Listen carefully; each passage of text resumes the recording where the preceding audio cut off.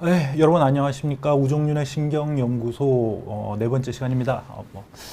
오늘 여러분께 말씀드릴 내용은 제 제목이 약간 도발적인데, 환자분들께서 하시는, 그러니까 외래에서 하시는 대표적인 질문에 대한 어이없는 답변이라고 되어 있는데, 이제 어이없는 답변이라는 게 어떻게 보자면 정답인데 직설적이지만 환자분들이 듣기에 어이없어하는 그런 답변이라는 뜻입니다. 예, 여기에 대해서 한번 이야기를 해보도록 하겠습니다. 제가 이제 외래 진료를 보면서 뭐 수술 전 환자분들이라든지 수술 후 환자분들이라든지 여러분들을 보면서 물어오시는 여러 가지 질문 중에 그 주로 많이 하시는 질문에 대한 답변을 이제 마련을 했고요.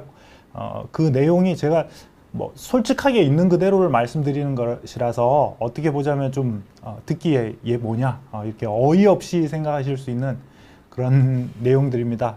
그래도 이제 진실을 말씀드리기 위해서 하는 것이니까 오늘 함께 잘 부탁드립니다. 예, 저는 남기서병원에 근무하는 우종윤이라고 합니다. 네 번째고, 이제 첫 번째 가장 이제 질문, 처음에 환자분들이 오셔서 진단을 받으셨을 때, 뭐 진찰을 보고 진료를 보고 제가 진찰을 하고 여러 가지 이제 테스트를 해보고, 그리고 또 MRI까지 검사를 해서 엑스레이, MRI 이런 검사를 하고 나서 허리 디스크나 협착증이 있다. 뭐 가장 흔한 질병이죠. 저의 외래를 찾아오시는 분들 중에 가장 흔한 질문, 왜 디스크나 협착증이 생겼냐 이렇게 물어보시는 경우가 많습니다. 그대로 말씀드리자면, 선생님, 저는 예전에 뭐 크게 다친 적도 없고 지금껏 건강하게 살아왔고 뭐 나쁜 짓 한 것도 없고 허리도 잘 이렇게 관리했는데, 목도 잘 관리했는데 왜 이런 질병, 디스크나 협착증이 생긴 겁니까? 이렇게 물어보시는, 약간 따지듯이 물어보시는 경우가 많습니다. 예.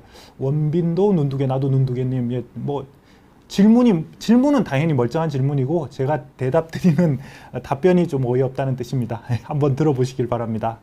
자, 그 밑에 몇 가지 예시가 있는데, 다른 이와 비슷한 내용의 논지의 질문이 이런 겁니다. 나는 평생 담배 핀 적도 없는데 왜 폐암이 생긴 겁니까?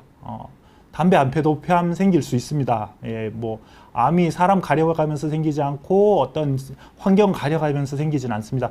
원인을 정확하게 알 수는 없고, 그 생기는 빈도가 높은 원인이 있긴 하지만 그와는 전혀 상관없이 생길 수도 있습니다. 그것처럼 디스크나 협착증도 내가 모르게 뭔가 잘못했을 수도 있고, 그리고 나는 똑바로 했다, 정말 뭐 무리가 되지 않게 허리 운동도 열심히 하고 잘했다고 생각하는데도 생길 수가 있습니다. 이미 생긴 걸 어떡하겠어요. 그 생기고 나서 치료하는 게 중요한 거죠. 그리고 뭐 같은 논지의 질문으로서, 우리 집에는 고혈압 당뇨 환자가 대대로 절대로 없었어요. 그런데 저는 왜 이렇게 젊은 나이에 고혈압과 당뇨가 생긴 건가요? 이렇게 하고 이렇게 질문하시는 것과 똑같다는 거죠. 그리고 또 이제 나이 많으신 분들이 생기는 질환 중에 압박골절이라는 게 있어요. 보통 7, 80대 이상 되신 분들이, 특히 여자분들이 이제 넘어지시거나 다치고 난 다음에 골다공증이 심하시기 때문에 척추뼈가 부러지는 경우, 특히 뭐 등뼈나 허리뼈가 부러지는 경우가 있는데, 그런 걸 압박골절이라고 하는데, 이런 압박골절이 생겼을 때 보통은 넘어져서 다쳐서 엉덩방아 찍고 다쳐서 오시는데, 그렇지 않은 경우에 우리 어머니는 나는 넘어지거나 다친 적도 없고 어제 뭐 그냥 헛기침 한번 크게 했는데 갑자기 허리가 아파서 왔는데, 뜬금없이 와서 진찰받고 MRI 찍으라 그래서 뭐 못 믿기긴 하지만 MRI까지 찍었는데 뭐 뼈가 부러졌다고요? 어이가 없네요. 이렇게 말씀하시는 분들이 있습니다. 이런 경우에는 이제 골다공증이 심하다는 그 전제 조건이 있기 때문에 발생하는 질병이긴 하지만, 나는 뭔가 잘못한 게 없는데 이렇게 병이 생겼다고 생각하실 수가 있습니다. 이와 마찬가지입니다. 나는 예전에 잘못한 게 진짜 없다, 허리 관리는 잘했다, 이런데도 불구하고 디스크나 협착증이 생겼다. 그러면 디스크나 협착증은 왜 생기냐, 이제 제가 처음에 말씀드린 생길 수 있어요, 아무 문제 없어도 생길 수 있어요, 이렇게 말씀드리고 끝난다면 그게 이제 의사로서의 제대로 된 자세가 아니겠죠. 설명을 드리자면, 우리가 허리 디스크 추간판 같은 경우에는 원래 그쪽으로 가는, 추간판으로 가는 혈관이 없는 구조물입니다. 이전 강의에서도 말씀드렸지만 추간판은 크게 세 가지의 구조물로 되어 있는데, 한가운데에 있는 수핵 부분, 그 디스크 내측에 젤리 형태로 되어 있는 수핵 부분이 있고 여기서 허리를 받쳐주는 역할, 허리에 힘을 실어주는 역할, 충격 흡수를 해주는 역할을 합니다. 그리고 그런 수핵 주위를 둘러싸고 있으면서 수핵이 밖으로 빠져나오지 못하도록 하는 섬유륜 그 디스크 외측에 있는 단단한 가죽띠처럼 된 부분이 있고 그리고 위아래 척추뼈와 연결이 되는 종판이라는 부분이 있습니다. 이것은 척추뼈와의 경계부로서 디스크 내부에는 혈관이 침투하지 않기 때문에 이 종판을 통해서 뼈로 가는 혈관에서부터 그 영양분이 삼투 형태로 전달돼서 영양분을 공급하게 됩니다. 그런데 이런 혈관이 없는 건 뭐 초기부터 그런 건 아니고 아주 어릴 때는 혈관이 디스크 내부로도 혈관이 들어갑니다. 그런데 10대 이상이 되면 이제 혈관 그 공급이 없어지게 되는 거죠. 그러면서 피가 안 들어간다는 것은 우리가 재생이 안 된다는 거예요. 영양분 공급이 안 되니까 재생이 안 되고 디스크는 우리 몸에서 재생이 불가능한 부분입니다. 그렇게 되면서 점점점 디스크 상태가 나빠지게 되면, 낡게 되면 디스크에 수분이 빠지고 이렇게 푸석푸석하게 변하게 되면 디스크가 낡아가면서 이런 걸 퇴행성 변화가 생긴다고 하고 퇴행성 변화가 진행이 되면서 점점점 이렇게 허리를 제대로 딱딱히 받쳐주는 안정성이 떨어지게 됩니다. 그래서 미세하게 허리뼈가 앞뒤로 흔들리게 되는 거죠. 그런 불안정성이 생기게 되면 사람 몸이라는 게 뭔가 나빠지면 그걸 보강하기 위해서 반대작용이 일어나게 됩니다. 불안정성이 생기면 안정성을 유지하기 위해서 척추뼈와 뼈 사이를 연결하는 황색인대라는 것이 있는데 그런 황색인대가 점점 두꺼워지고 딱딱하게 되고 탄력도 떨어지게 됩니다. 그리고 추간관절, 척추뼈와 뼈를 뒤쪽에서 연결하는 추간관절이 두꺼워지게 됩니다. 뼈가 더 자라게 되는 거죠. 이제 뼈가 더 자라게 된다면 뼈가 뭐 자라냐 이렇게 생각하시는 분들이 있는데 이제 남자분들 야구 좋아하시는 분들 잘 생각해 보시면 투수들 중에 공 많이 던지고 이렇게 오랫동안 선수 생활하면서 팔꿈치에 뼈 조각이 자라서 그게 신경을 눌러서 혹은 뭐 인대를 눌러서 수술하게 되는 그런 경우가 있어요. 그것처럼 마찬가지로 척추뼈도 많이 사용을 하게 되다 보면 관절 부분에 뼈가 더 자라서 그게 신경을 누르거나 아니면은 주변 관절이 망가져 가지고 나쁘게 되는 경우가 있습니다. 그래서 이런 변화가 생기면서 안정성을 유지하려고 이제 하게 되는데 어느 순간 디스크 상태가 갑자기 확 나빠지면서 섬유륜이 찢어지면서 수액이 터져 나오면 그게 추간판 탈출증, 일명 디스크 생겼다고 하는 것이고 인대가 점점점 황색 인대가 두꺼워지고 뼈가 더 자라서 신경관 자체가 좁아지면 척추관 협착증이 생기게 되는 겁니다. 근데 이런 거는 뭐 하루아침에 생기는 병이 아니긴 한데 증상은 어느 순간에 나타날 수가 있어요. 그래서 환자분들이 느끼시기에는 지금까지 쭉 괜찮다가 어느 한도 이상이 되면 증상이 나타나는 건데 그게 지금까지 나는 아무 문제 없이 건강했다가 이제 증상이 생겼다. 방금 갑자기 증상이 생겼다. 갑자기 이런 병이 생긴 원인이 뭐냐 이렇게 생각하시게 되는 거죠. 그리고 디스크가 낡은 상태에서 염증 반응이 오래 지속되면 그것 자체는 퇴행성 디스크 질환이 되게 됩니다. 여기 사진 보시면 디스크가 이렇게 낡아가는 과정이 나타나 있는데 이렇게 낡아지더라도 아무 증상 없이 멀쩡하게 지내실 수도 있습니다. 예.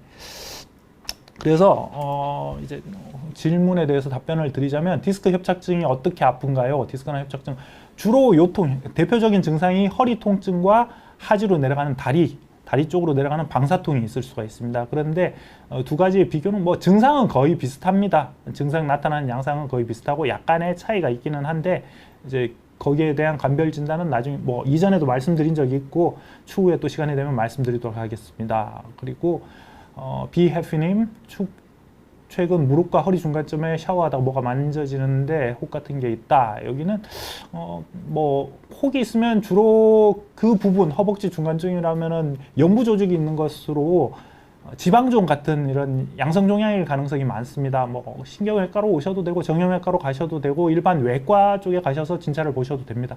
뭐 디스크와는 상관없는 문제인 것 같고요. 통계는 내운명님 척추센터에서 허리 MRI를 보면 나이에 비해 다른 느낌이 들고 추간판 탈출이 약간 오른쪽으로 튀어나왔다. 다른 디스크는 어떻게 관리해야 하나요? 여기 아까 설명드리면서 말씀드렸다시피 디스크는 상태가 나빠지면 재생은 안 됩니다. 그러니까 디스크가 튀어나왔다고 해서 그게 다시 들어가고 없어지거나 사라질 수는 있어요. 그런데 들어가거나 원상태로 복구가 되거나 디스크가 다른 게 새로 만들어져서 높이가 높아지진 않습니다. 그래서 약원 세르브렉스 100ml, 혈액순환제 하나알, 프레가발린 50ml, 두알 이렇게 드시고 계신다는데 관리는 디스크 추후 이후에 내용에 나오겠지만 디스크를 되살릴 수는 없어요. 앞으로 더 나빠지지 않게, 디스크에 대해서는 앞으로 더 나빠지지 않게, 그러면서 이제 협착증이 진행되지 않게 관리하는 게 좋은 건데, 그렇게 하기 위해서는 허리에 무리가 가는 일을 피해야 됩니다. 무리가 가는 일을 피해야 한다는 거는 우리가 사람이 살아가는 것 자체가 허리를 쓰면서 살아가기 때문에, 조금만 숙이고 물건을 들고 이렇게 하는 것도 허리를 쓰면서 살아가는 것이기 때문에 아예 안 쓰면서 살아갈 수는 없고, 뭐 물론 누워만 지내신다면 허리가 나빠지진 않겠죠. 그러나 한참 누워 있다 보면 이제 근육이 빠지면서 허리가 계속 허리, 다리 다 약해지고 누워 지내면서 나빠지게 되니까 그럴 수는 없는 노릇이고, 허리 근력 운동, 그 코어 근육 운동을 함으로써 디스크에 가해지는 압력을 줄여줘서 디스크가 더 이상 나빠지지 않도록 잘 관리하는 방법, 주로 운동 치료를 하셔야 됩니다. 그래서 그리고 스프라이트 쿨님 유방암 수술 후 몇 개월 앉아서 잤는데 디스크나 이제는 허리 척추가 아프다. 이게 이제 암 환자분들은 뭐 나쁜 말씀을 일부러 드리는 것은 아니고, 종양이 있었던 분들, 나쁜 종류의 암이 있었던 분들은 전이가 되는 경우가 있고, 유방암 같은 경우에는 척추 전이가 좀 빈도가 낮지는 않은 병입니다. 그래서 거기에 대해서 우선 검사를 해보시는 게 좋고요. 뭐 1기, 2기 이런 상태라면은 전이 가능성이 높진 않지만, 기수가 3기, 4기 정도로 기수가 높았다면 전이 위험성도 있습니다. 그래서 거기에 대해서는 검사를 해보시는 게 좋고, 다만 뭐 암 전이는 흔한 것이 아니기 때문에 오래 앉아 있고 이런 것 때문에 퇴행성 디스크가 진행이 돼서 허리가 아프실 가능성이 높습니다. 그리고 또 뭐 유방암 수술을 하고 활동이 줄어들다 보니까 허리 근력이 빠지면서 그것 때문에 그런 것도 영향을 미칠 수가 있고요. 일단은 진찰을 받고 검사를 해보시는 게 좋습니다. 그리고 이 작가님, 햄스트링 유연성이 갈수록 줄어든다. 이게 이제 여기에 대해서는 뭐 제가 정확하게 답변을 드리기는 힘들지만, 햄스트링 유연성이 줄어든다고 하면 이 허벅지 근육만 문제가 되는 게 아니고 허리 근육과 무릎 관절 뭐 이런 부분이 다 연결되어 있기 때문에 그로 인해서 통증이 나타날 수도 있습니다. 물론 병원 진료를 받아보시기를 추천드리고요. 스프라이트 쿨님, 디스크나 협착증에 등이 뜨거운 증상, 매일매일 뜨겁다.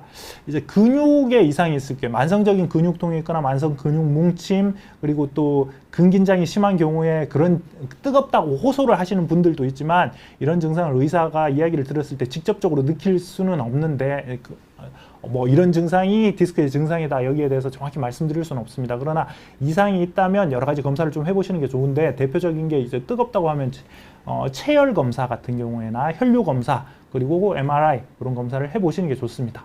그리고 손오공님, 여기 뇌동맥류 코일색전증에 대해서 여쭤보셨는데, 여기에 대해서는 지금 시간에 답변 드릴 게 아니고 추후에 뇌혈관 보시는 선생님께서 나오시면 다시 질문 부탁드립니다. 자, 그래서 다음 질문으로 넘어가자면, 자, 흔하게 아까 진단이 되었어요. 디스크가 진단이 되고 그런 질문을 하시고 나서 다음으로 물어보시는 게, 일단은 병치료를 하는데 환자분들은 간단하게 낫기를 원하십니다. 수술까지는 가지 않고 간단하게 나을 수 있기를 바라기 때문에, 특히 나이 많으신 할머니, 할아버지 분들께서 많이 하시는 말씀이, 자, 디스크 잘 나을 수 있게, 협착증 잘 나을 수 있게 약 좀 잘 지어줘봐요. 의사 선생 좋은 약으로 해서, 좋은 놈으로다가 잘 지어줘서 나 병 좀 낫게 해줘봐. 크게 수술하고 이런 거 미리 이야기하지 말고 약으로 낫게 좀 해줘봐요. 이렇게 말씀하시는 분들이 많은데, 뭐 모든 사람에게 동일한 약물이 적용되는 건 아니지만 일반적으로 가장 많이 사용되는 척추 관련 약물의 종류에는 다음과 같은 것들이 있습니다. 소염 진통제, 통증 조절하는 약물이고, 통증을 줄여주는 약물들입니다. 그리고 경우에 따라서 통증이 매우 심하신 경우에, 디스크가 강하게 터져서 신경을 심하게 누르고 있을 경우에, 이런 경우에는 이제 마약성 진통제를 사용하기도 합니다. 그리고 근이완제, 근육을 풀어주는 약, 이런 걸 사용을 하기도 하고, 그리고 이제 막 저리고 감각이 이상하고 불편하고 이럴 때는 경우에 따라서 신경인성 통증 조절제, 쉽게 말해서 신경통약인데 이런 약물들이 따로 있습니다. 그래서 그런 약물을 사용하고, 신경안정제, 밤에 너무 아파서 못 주무신다거나 이것 때문에 막 불안해하시고 통증 때문에 불안해하고 너무 힘들어하시는 분들에 대해서 신경안정제를 사용하고, 이런 신경안정제가 신경통에도 잘 듣는 경우가 있습니다. 그런 신경안정제를 사용하기도 하고, 혹은 혈액순환 개선제, 사용하는 게 여기 적진 않았지만 혈액순환 개선제를 사용하는 경우도 있고 위장약 그리고 뭐 여러 가지 약물을 쓰면 위장관 장애가 나타날 수가 있기 때문에 위장약을 처방을 합니다. 같이 보통. 그런데 이런 약물들은 지금까지 불러드린 약물들의 이름을 들어봤을 때 협착증 디스크 치료제, 디스크가 터졌으면 터진 걸 녹여 없애는 약, 협착증이 생겼으면 협착 좁아진다는 뜻인데 그걸 다시 넓히는 약, 이런 약은 없어요. 그러니까 환자분들이 약을 먹으면 병이 낫는다고 생각을 하시는데 이 척추 질환에 있어서 약을 먹었을 때 병이 낫는다는 건 통증을 줄여준다는, 통증을 없애준다는 개념입니다. 그래서 디스크나 협착증이 별로 심하지 않으신 경우에는 초기 디스크, 초기 협착증 같은 경우에는 약을 먹어서 증상이 아예 없어지고 몇 개월, 몇 년 편하게 지내실 수 있는 경우도 있어요. 그래서 그런 경우에는 약을 먹고 병이 낫는 거겠죠. 그러나 이게 모든 사람에게 해당되지는 않습니다.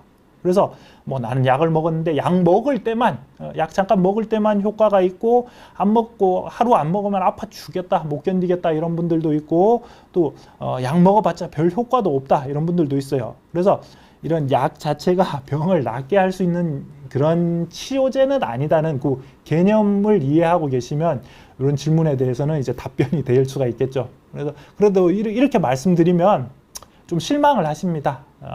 남들은 약 먹고 좋아져서 나았다는데, 남들은 뭘 해서 나았다는데, 거기에 대해서 이후에 나오는 질문과 함께 차차로 설명드리도록 하겠습니다. 그리고 또 이제 대표적인 질문, 나는 한의원이 잘 듣더라. 난 한의원 가서 치료하니까 잘 듣더라. 그래서 한의원에서 침 맞아보는 건 어때요? 그리고 또 뭐 부항 뜨는 건 어때요? 거꾸리 많이 하면은 이제 디스크 낫는데 좋다던데, 집에 거꾸리를 하나 사놨는데 그거 하니까 뭐 조금 효과는 있는데 이거 계속 할까요? 어떨까요? 그리고 또 뭐 특정 상표를 고론을 하기는 힘들고 힘든데 그 이제 물리치료기가 있어요. 물리치료기 회사가 있는데 그런 물리치료기를 세라머시기라고 있는데 이게 이제 가장 흔하게 말씀하시는 상표이기 때문에 말씀을 드립니다. 그런 걸 사용하는 건 어때요? 이렇게 물어보십니다. 그리고 또 뒤에 한꺼번에 답변을 드리겠습니다. 내 친구는 운동하고서 나았다던데 운동 열심히 하니까 나았다. 이렇게 질문하시는 분들이 있습니다. 그래서 이거는 디스크나 협착증의 병의 원인에 대해서 우선 설명을 드려야 되겠는데, 디스크가 터졌다 이런 것은 그 연골 부분이 튀어나와서 신경이 지나가는 길로 침범을 한 것입니다. 그리고 협착증이란 것도 마찬가지로 인대나 뼈가 두꺼워져서 신경이 지나가는 길로 침범해서 신경을 누르게 되는 것입니다. 그래서 물리적으로 신경을 눌러서 그 신경이 지배하는 부분, 신경이 타고 내려가는 부분에 통증이 생기는 거예요. 다리로 내려가며 엉덩이 쪽으로 내려가고 다리로 내려가고 이런 것에 통증이 생기는 건데 그 신경이 지나가는 길이 영향을 받는 거죠. 그런데 침을 놓는다는 것은 뭐 한의원에서 침 놓는다, 제가 한의원 치료에 대해서 뭐 개인적으로는 별로 안 좋아하기 때문에 좋은 말씀을 드릴 수는 없지만 이게 무조건 나쁘다 말씀드릴 수는 없고 여기에 대해서 제 자신 독단적으로 평가를 드리기는 힘듭니다. 그러나 한의원에서 침을 맞는다는 것은 깊게 그 자체, 디스크나 협착증 자체를 치료할 수 있는 건 아니에요. 겉에 근육 쪽에, 보통은 근육 쪽까지 누르게 됩니다. 뭐 한의원에서 침 맞고 신경을 건드렸다? 신경 건드리면 큰일 나요. 보지도 않고 신경 찌르면 큰 문제를 일으킬 수 있습니다. 가끔 가다가 한의원에서 침 맞고 뭐 폐에 구멍이 났다든지 신경을 잘못 건드려서 탈이 났다든지 이런 기사가 있기도 한데, 그렇게까지 심하게 깊게 찌르시는 분들은, 선생님들은 잘 없어요. 뭐 허준이 닭을 찔러가지고 살아나게 했다 이런 것도 아니고, 하여튼 그런데 침 맞는 거는 근육에다가 근육을 풀어주는, 제가 그 한방의 효과에 대해서 이론적으로 설명을 드릴 수는 없지만 일반적인 의학적 지식으로 해서 설명을 드리자면 근육이 뭉친 부분, 뭐 경혈이라고 하죠. 그런 부분을 찔러서 거기를 풀어주는 거예요. 그래서 어떻게 보자면 물리치료하고 비슷합니다. 물리치료, 도수치료 이런 걸로 해서 근육통을 풀어주는 효과가 있는 거라서 이게 효과가 없는 건 아니고 그런 식으로 통증이 있는 걸 줄여주는 효과가 있습니다. 그리고 거꾸리를 한다는 것은 허리 디스크가 튀어나와 있을 때 디스크로 가는 압력을 똑바로 서 있을 때보다 거꾸로 누워서 이렇게 늘려주면 디스크로 가는 압력이 줄어들면서 좀 느슨하게 돼요. 그러면 똑같이 디스크가 튀어나와서 신경을 누르고 있더라도 통증이 덜하게 됩니다. 그래서 그런 걸로 인해서 통증을 완화시켜주는 효과가 있는 건데, 이제 뭐 거꾸리를 했을 때 디스크가 튀어나온 게 사라지고 들어간다, 없어진다 이러면 사람 몸이 그렇게 약하지 않습니다. 그만큼 이렇게 쉽게 디스크에 변화가 온다면 조그만한 충격에도 뼈도 부러지고 디스크 터지고 없어지고 이럴 수 있는 거예요. 그만큼 이쪽 방향으로 쉽게 간다면 반대쪽 방향도 쉽게 갈 수 있는 거기 때문에 그렇게 될 수는 없다고 봅니다. 그래서 거꾸리 하여서 병이 낫는다는 게 아니고, 우리 일반적인 병원의 물리치료실에도 그런 게 있어요. 그 감압치료라고, 감압 견인 치료라고 허리를 이렇게 쭉 당겨줘서, 목을 당겨줘서 디스크로 가는 압력을 줄여줘서 통증이 덜하도록 하게 하는 물리치료 방법이 있는데, 그거하고 똑같은 원리라고 생각을 하시면 됩니다. 그리고 이제 운동을 하고서 앞에서 말씀드린 것과 같이 약물치료, 뭐 한방치료, 물리치료, 그 다음에 거꾸리 치료, 이런 것들은 통증을 줄여주는 치료입니다. 그러면 그 환자분들이 흔히 하시는 말씀 중에 그런 치료 말고, 그렇게 통증을 줄여주는 일시적인 치료, 뭐 통증에 대한 땜빵만 하는 그런 치료 말고 근본적인 치료를 해야지, 그거 갖고 어떻게 됩니까? 근본적인 치료 해주세요, 이런 근본적이라는 말을 좋아하시는데, 근본적인 치료하려면 수술해야 돼요. 튀어나와서 신경을 누르고 있으면 신경이 눌리는 걸 풀어줘야 됩니다. 그래서 그런 근본적인 치료 외에는 모든 게 다 보존적 치료라고 하는데, 보존적 치료라는 것은 칼을 대지 않고 물리적인 힘을 가하지 않고 통증을 줄여주는, 그러면서 지켜보는 치료 방법을 말하는 것입니다. 그래서 통증을 줄여놓으면 환자분이 좀 견디실 만하고, 그런 견딜 만한 상태에서 열심히 운동을 해서 몸을 만들어 가서 치료를 하고, 디스크 같은 경우에는 저절로 좋아지는 병입니다. 모든 사람이 그런 건 아닌데, 이제 디스크가 터졌다, 튀어나와서 신경을 누른다 이러면 디스크가 튀어나온 연골 부분은 말랑말랑한 조직이기 때문에 시간이 지나면서 터진 부분이, 신경을 누르고 있는, 압박하는 부분이 없어지는 경우가 가끔 있어요.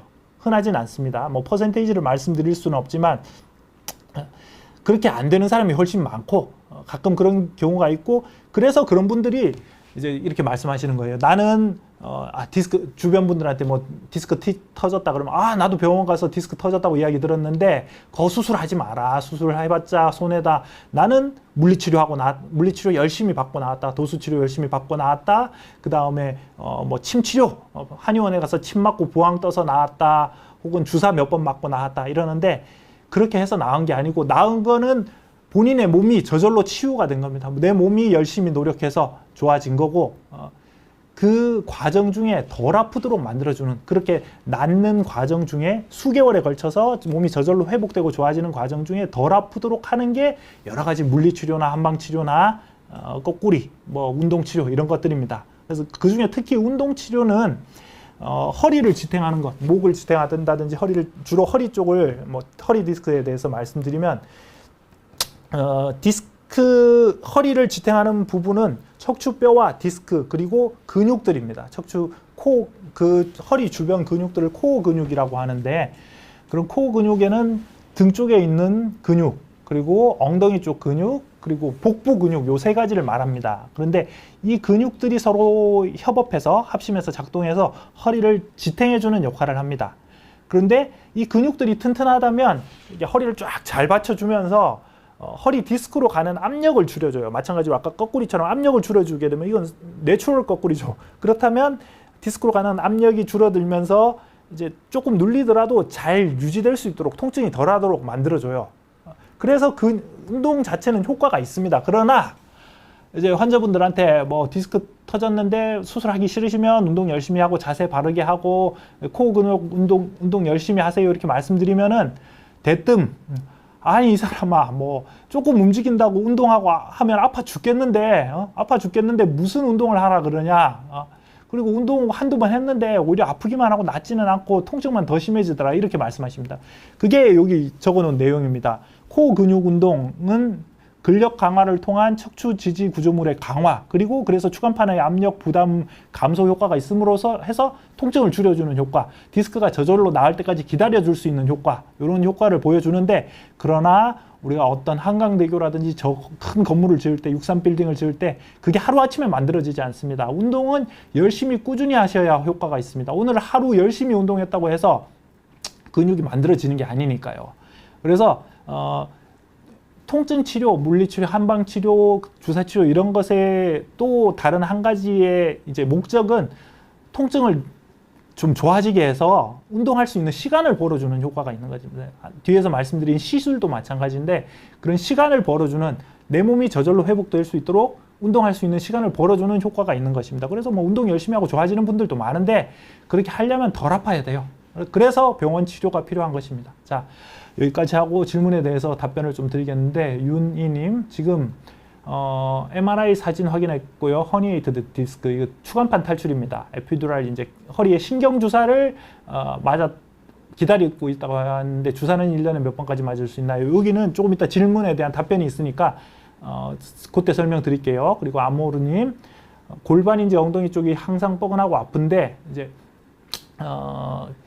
자, 척추와도 관련이 있을 수 있고 고관절 자체 그러니까 대퇴골과 골반뼈가 연결되는 고관절의 문제일 수도 있습니다. 일단 뭐 의사의 진찰이 필요하고 신경외과 혹은 정형외과에서 진찰을 먼저 보셔야 될 것 같습니다. 그리고 안남준님 척추 전방 전이증 꼭 수술해야 되냐요?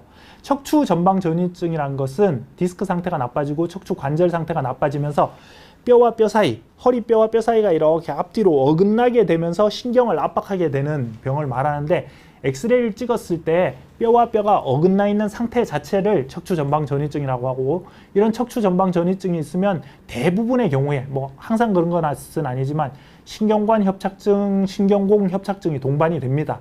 그래서 허리도 아프시고 다리도 아프게 됩니다. 얼마나 아파야 수술 대상인가요? 하는 것은 우리가 통증에 대한 것은 주관적인 것입니다.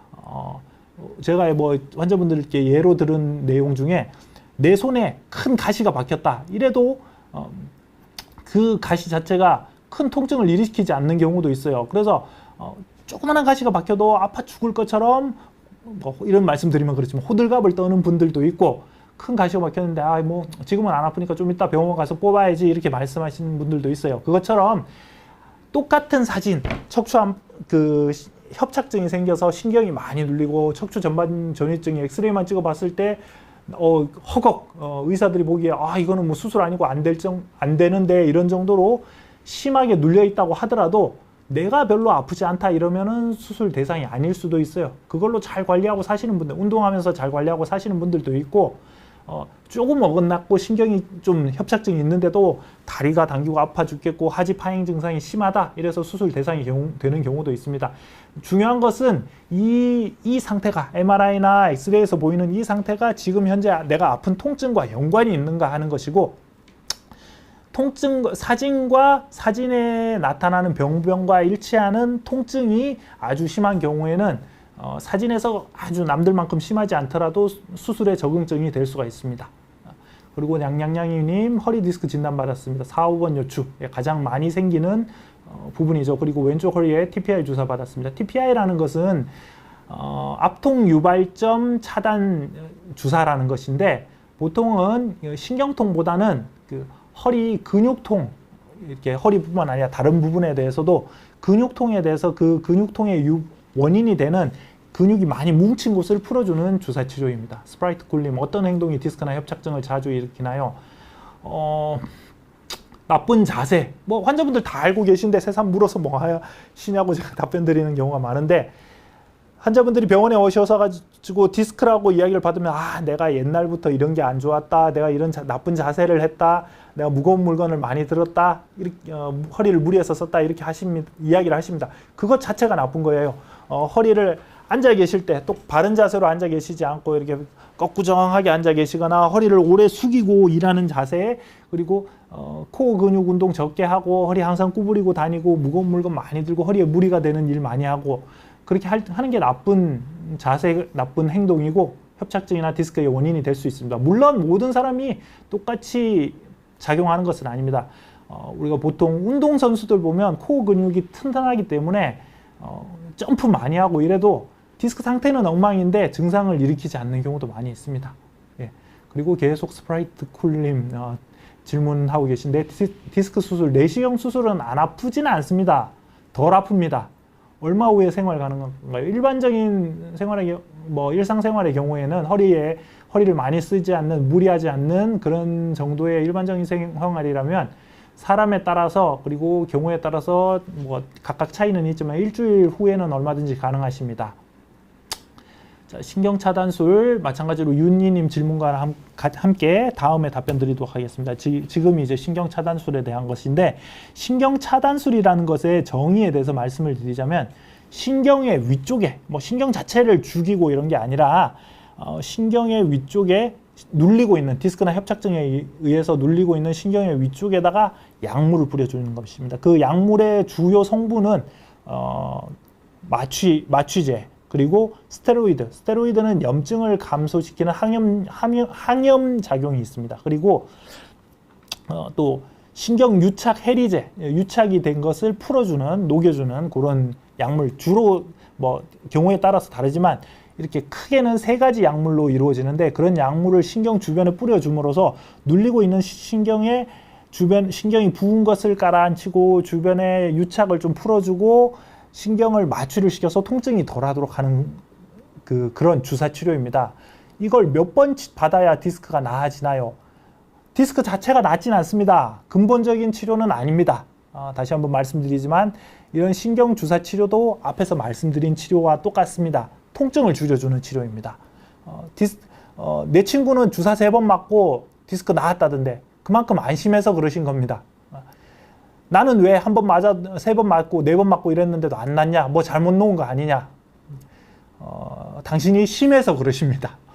자, 몇 번 맞아야 날 수 있는 것은 아니고, 주사는 우리가 사람마다 다른데 한두 번만 맞고도 부작용 때문에 못 맞는 분들도 있고, 그리고 뭐 4, 5번, 10번 이렇게 연달아 맞아도 큰 문제 없는 분들도 있습니다. 그러나 일반적으로 우리가 이제 대부분의 선생님들이 비슷하시겠지만 일반적으로는 보통 1주 내지 2주 간격, 뭐 한 달 간격 이렇게 해서 한 3, 4번까지는 놓고, 그걸로 인해서 통증이 많이 좀 줄어드시면 그 이후에 적어도 2, 3달간은 주사를 여러 차례 맞지 말고 좀 쉬시라고 말씀드립니다. 왜냐하면 우리가 사용하는 약물 중에 스테로이드가 가장 문제가 될 수가 있는데, 스테로이드는 좋은 작용도 많지만 과도하게 사용을 했을 때 나쁜 작용이 있을 수 있습니다. 몸에 나쁜 해를 끼칠 수가 있는데, 그게 이제 혈당이 올라간다든지, 특히 당뇨가 있으신 분들은 갑자기 혈당이 과도하게 올라가면서 당뇨 자체가 악화가 될 수가 있습니다.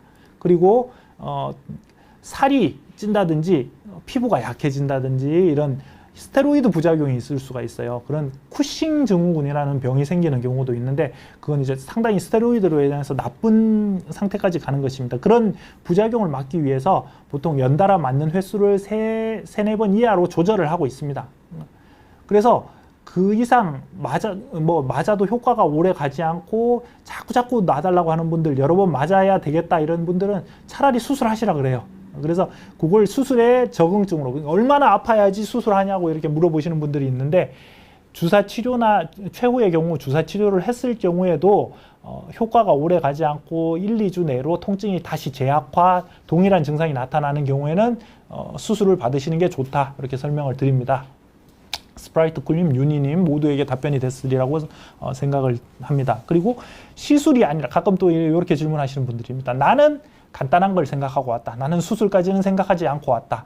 나는 남들이 시술하고 나왔다고 해서 시술을 받으려고 왔다. 그런데 덜렁 너는 지금 나에게 수술을 하라고 한다. 시술이 아니라 수술을 해야 된다고요? 나는 시술을 원하는데, 시술이라는 답변을 듣기 원하는데 수술이라는 답변을 당신이 한다고요? 이렇게 질문하시는 분들이 있습니다.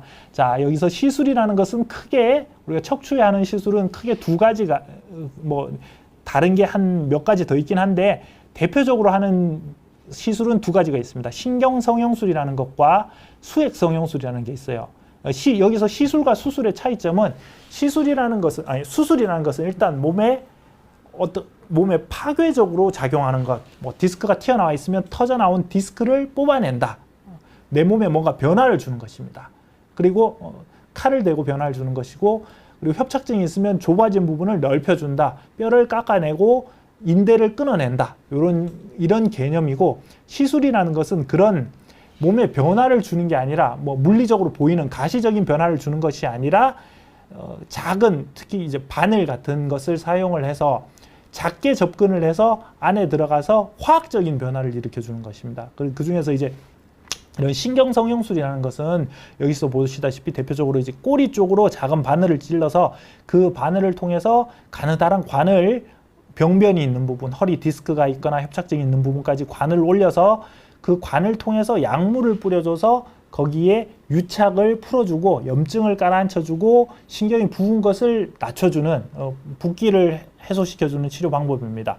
그러면 이 기본적인 개념 자체는 그 신경 주사 치료, 신경 차단술과 동일해요. 그런데 그런 신경 차단술을 보다 좀 적극적으로 하고 보다 세게 직접 그 부분에 해준다는 차이점이 있는 것입니다. 그래서 여기서 이제 신경 그 성형술의 효과를 좀 확실하게 이렇게 사진으로 보여드리자면, 이게 시술을 처음 시작할 때 이 사진은 이제 화살표 보이시는지 모르겠는데, 여기 그 오른쪽 메뉴의 사진을 보시면, 오른쪽 상단의 사진을 보시면 여기가 5번하고 천추 사이에 있는 부분까지 그 신경 성형술을 할 때 사용을 하는 작은 관 카테터를 올렸어요. 근데 그 카테터가 더 이상 올라가지가 않고 여기 5번하고 천추 사이가 디스크 공간이 딱 막혀 있었어요. 신경 길이 막혀 있어서 조영제라고 해서 엑스레이를 찍었을 때 보이는 약물을 집어넣는데 더 이상 위로 올라가지가 않고 막혀 있습니다. 그런데 이제 카테터를 통해서 좀 쑤셔주고 이렇게 하면서 물리적으로 자그마한 구멍을 내서 물기를 내준 거는 겁니다. 그렇게 했을 때 이제 그런 열심히 노력을 하고 나서 관이 더 위에까지도 접근을 할 수 있게 되고, 조영제 약물을 뿌렸을 때 엑스레이를 찍어보면 이 위까지 뭐 완전히 뚫린 건 아니지만 물이 지나갈 수 있는 그런 길을 내주는 겁니다.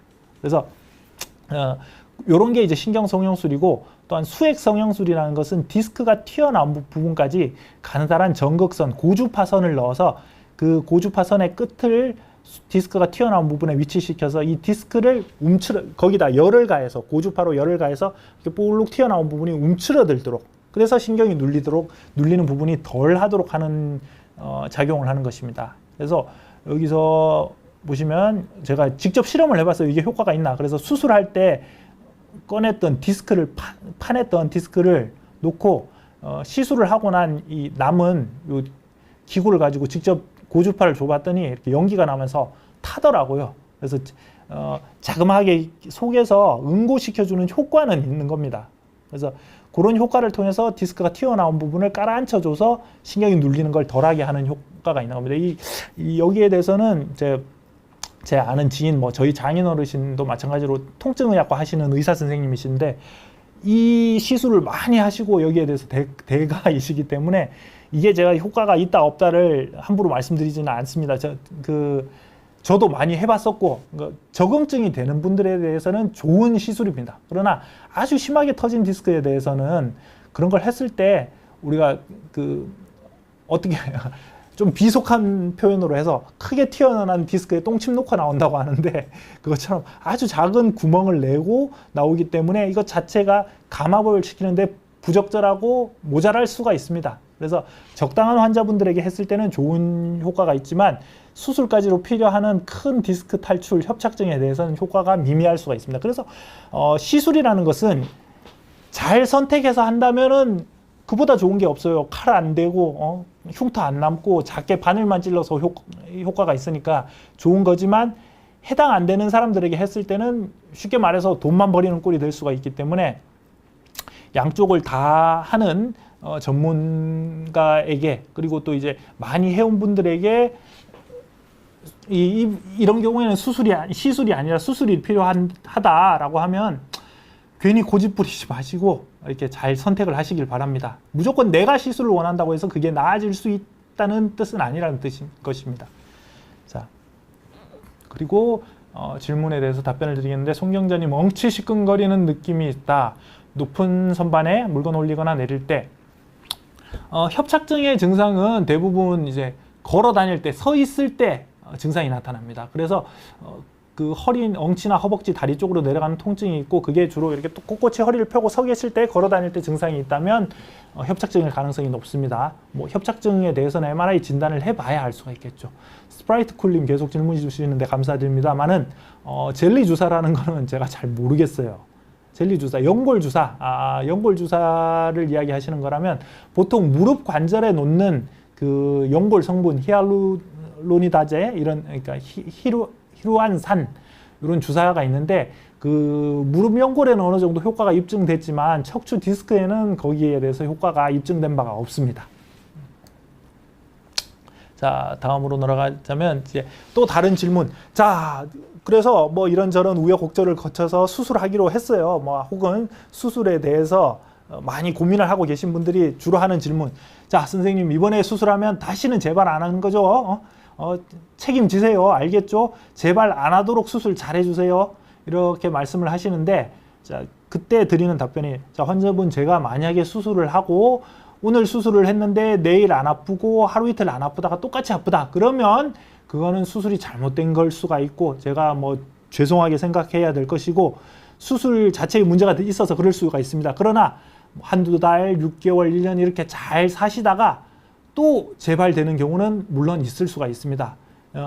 재발이라는 것은 허리 디스크에 국한해서 말씀을 드리겠습니다. 디스크는 허리 뼈 사이에 있는 연골이 낡고 상태가 나빠져서 그 중에 일부분, 전체 디스크 중에 일부분이 밖으로 제 위치에 있지 않고 뒤로 튀어나오면서 신경 지나가는 길로 튀어나오면서 신경을 눌러서 증상이 생기는 것입니다. 그래서 그런 일이 디스크 수술을 할 때 이 디스크 전체를 다 없애는 것은 아니에요. 허리 뼈 사이에 있는 디스크 전체를 다 없애는 것은 유압술이라고 또 다른 수술 방법이 있습니다. 그런 경우는 아주 심한 경우에 그런 수술을 해야 될 경우가 있는데 일반적인 추간판 제거술 디스크 수술을 하는 경우에는 터져 나와서 신경을 누르고 있는 부분만 제거합니다. 그래서 남아있는 디스크 중에 지금은 상태가 괜찮더라도 앞으로 상태가 나빠지면서 또 터져 나올 수가 있습니다. 그래서 그런 질문을 하시는 것은 제가 여기 예로 들어놨는데, 자, 이 보약 먹으면 내가 감기 낫고 다시는 안 걸리겠죠? 이번에 감기 나오면 이 약 먹고 나오면 다시는 감기 안 걸리겠죠? 이거하고 마찬가지 질문이에요. 우리가 논문이라고 하는데 논문 의사들이 혹은 의료 관계자들이 또 혹은 이제 뭐 과학자들이 서로의 사회과학자들도 마찬가지, 인문과학자, 사회과학자들도 마찬가지입니다. 서로의 지식을 공유해서 좀 더 발전된 세상을 만들어가기 위해서 논문이라는 것을 쓰는 사람이 있고, 저 같은 경우에 게을러서 잘 많이 쓰지는 않습니다만 그것을 읽고 참고로 해서 자신의 지식을 간접 경험을 늘려가는 경우가 많이 있습니다. 그래서 그런 논문이 이제 전 세계적으로 많이 쓰여지고 사람들이 읽고 지식을 얻고는 하는데, 지금까지 현재 발표된 여러 가지 논문에 대해서 종합적으로 말씀드리자면 허리 디스크가 생겼을 때 디스크가 재발될 확률이 나와 있습니다. 그런 확률이 논문이라는 게 뭐 한 개가 아니고 여러 개가 있기 때문에 그런 논문을 종합적으로 해서 판단을 해봤을 때 여기에 보시면 이 논문이 그런 걸 이제 종합적으로 연구한 결과를 이제 설명드린 것인데, recurrent disc herniation, 그러니까 허리 디스크가 재발되는 확률에 대해서 이전에 나왔던 여러 개의 논문을 종합적으로 해서 봤을 때 평균적으로 재발되는 경우는, 여기서 재발이라는 것은 내가 허리 디스크를 수술을 했다. 예를 들자면 4, 5번에 대한 디스크를 수술을 했다. 혹은 3, 4번에 대한 디스크를 수술을 했다. 수술을 하고 나서 최소 3개월 이상 지나고 나서 그 수술을 했던 부위의 디스크가 또 재발되는 경우를, 이제 다른 마디가 아니라 동일 마디가 재발되는 경우를, 다시 생기는 경우를 재발이라고 합니다. 그런 재발이 될 확률을 따져봤더니 적게는 어떤 논문에서는 2%, 혹은 다른 논문에서는 많게는 25%, 4분의 1까지 이렇게 보고를 하고 있습니다. 제가 환자분들께 설명드리는 경우에는 이제 3에서 5%라고 하는데 그런 확률이 이제 적게는 25%에서 많게는 25%까지 보고가 되고 있다, 이런 뜻입니다. 그래서 재발이 될 수가 있어요. 그래서 재발 안 되기 하기 위해서는 초기에는 허리를 수술하시고 나서 한두 달까지는 허리에 무리가 되는 일, 허리를 급격하게 숙인다든지 무거운 물건을 든다든지 이런 행동을 삼가하셔야 되고, 그 이후에 보통 1, 2개월 지난 이후에는 꾸준히 코어 근육 단련 운동을 하셔서 허리에 무리가 되는 일, 디스크가 퇴행성 변화가 생겨서 재발이 되도록 하는 일을 줄여주는 노력을 하셔야 됩니다. 자, 그리고 이 작가님, 이 심한 디스크의 경우에는 요즘 의술로도 완치가 되나요? 이게 뭐 완치라는 개념을 본인이 어떻게 생각하시냐에 따라서 다릅니다. 그리고 수술하고 나서 통증이 본인이 느끼기에 이게 주관적인 거예요, 통증이라는 것은. 그래서 수술하시고 나서 아주 심한 디스크도 나는 이 처음에 아프던 게 100이라 치면은 지금은 1, 2만 남았다. 이 정도면 아주 만족합니다. 이게 잘 치료해줘서 고맙습니다. 이런 분들도 계시고 5, 6이 아팠는데 아직 1, 2가 남았네요. 이거 아픈 거 남은 걸로 봐서는 수술이 잘못되거나 완치가 안 됐네요. 이렇게 생각하시는 분들도 있습니다.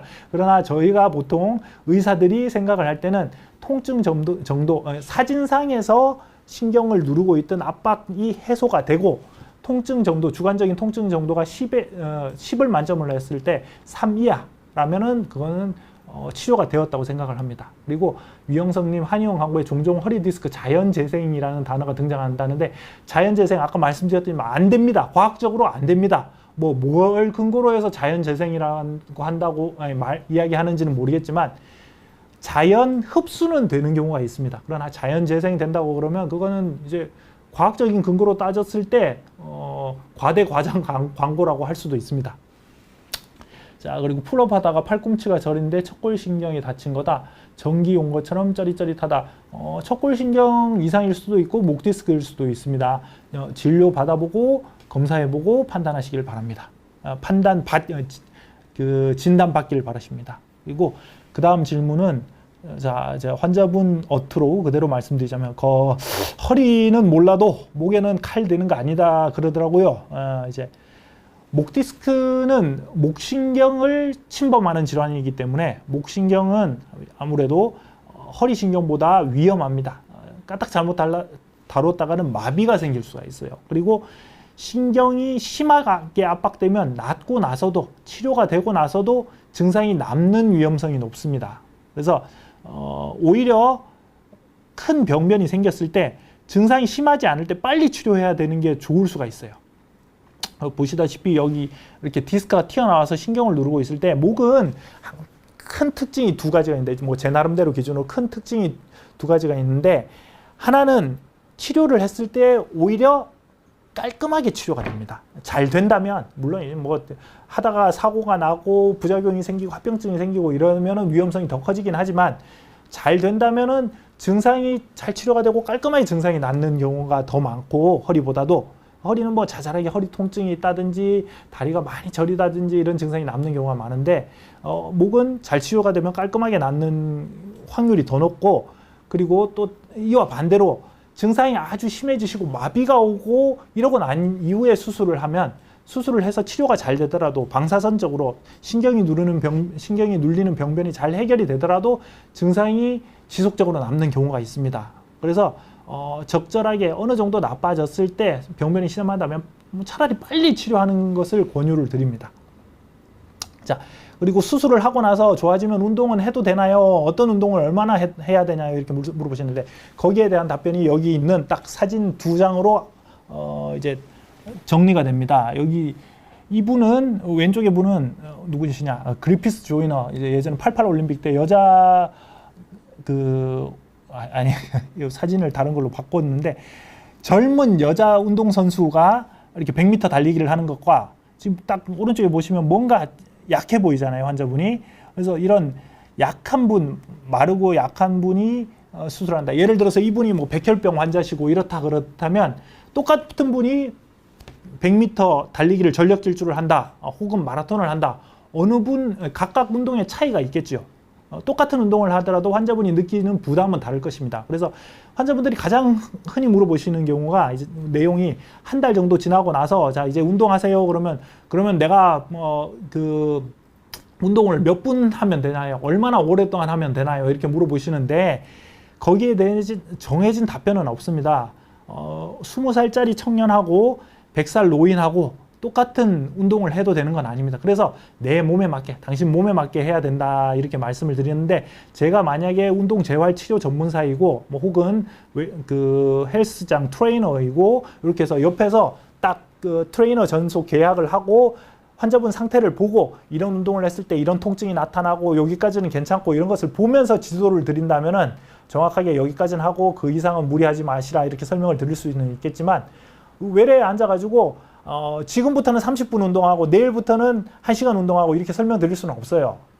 내 몸이 통증을 유발하는 과도한 운동을 했을 때 통증이 유발되는 것은 삼가하고 그 대신에 운동이 안 될 정도로 너무 약한 운동만 하고 지내고 이러는 것은 운동 효과가 없으니까 그 이상 하시고 이렇게 상태를 봐가면서 결정을 하셔야 됩니다. 그래서 우선 초기에 하는 운동은 전반적으로 근육을 풀어주는 스트레칭 체조, 그 운동 범위를 허리나 척추 관절의 가동 범위를 넓혀주는 운동을 먼저 하시고, 그리고 점점점 웨이트나 허리를 과도하게 숙이는 이제 뭐 윗몸 일으키기라든지 허리 관절을 많이 쓰는 운동은 좀 삼가하시는 게 좋고, 그런 건 추후에 이제 운동이 안 되는 경우에 차차로 늘려가시면 됩니다. 자, 이제 시간이 많이 지나서 간략하게 설명을 드리고 뭐 답변 드리고 끝내도록 하겠는데, 운전은 언제부터 해도 되나요? 이렇게 질문을 많이 하시는데, 그 수술하시고 2, 3일 지나서 퇴원하실 때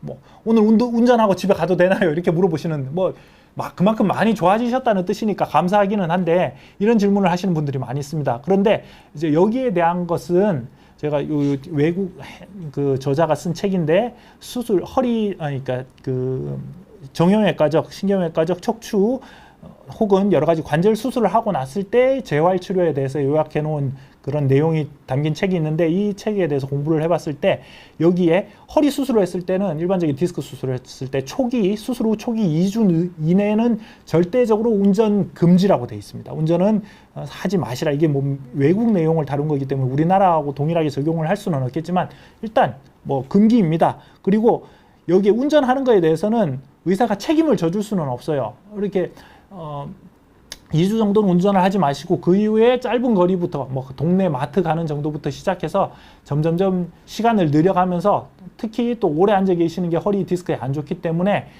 그렇게 시간을 늘려가면서 통증이 유발되지 않고 허리 통증이 없는 경우에 차츰차츰 늘려가시라, 이렇게밖에 설명드릴 수가 없습니다. 그리고 또 술은 언제부터 마셔도 되나요? 이렇게 물어보시는 분들이 많은데, 자, 여기에 대해서는 초기에 술을 마시면 이제 면역 능력이 떨어질 수가 있기 때문에 환자분의 상처 상태가 안정화될 때까지는, 그리고 디스크 염증 반응이 안정화될 때까지는 드시지 마시고, 보통 한 1, 2주 기간입니다. 그 내에는 뭐 운전하고 똑같이 적용한다면 2주 정도가 되겠죠. 그 이내에는 절대 마시지 마시고요.